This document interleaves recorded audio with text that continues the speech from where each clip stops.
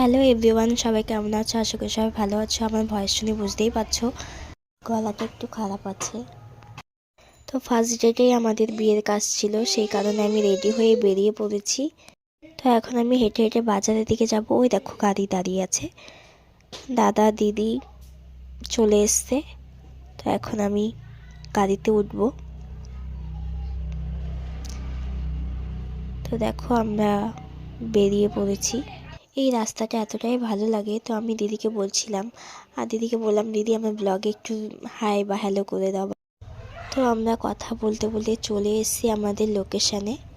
আজকে বিয়ের কাজটা অনেক কাছাকাছি ছিল, সেই জন্য আমাদের পৌঁছাতে বেশি টাইম লাগেনি, খুব তাড়াতাড়ি চলে এসেছি। 5 মিনিটের মধ্যে আমরা চলে এসেছিলাম। তো তোমাদেরকে প্যান্ডেলটাও একটু দেখাচ্ছি আমি। তো দেখো ভেতরে চলে এসেছি, এসে দেখি এই ডেকোরেশনটাও সুন্দর হয়েছে।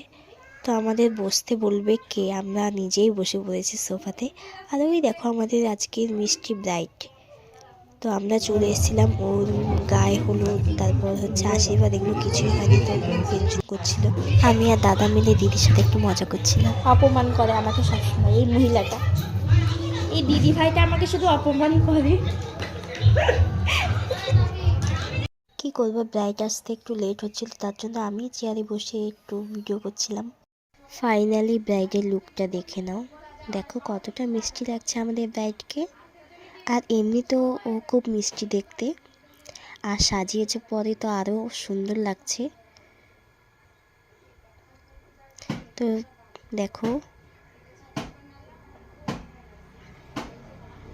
সবাই কমেন্টে জানিও ওকে কেমন লাগছে তোমাদের কাছে।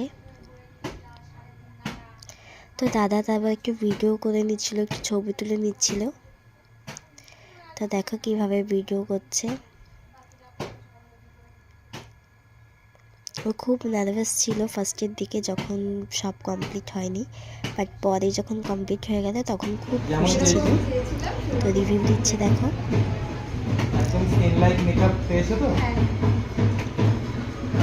তো দেখা হচ্ছে মমিতার রিসেপশন।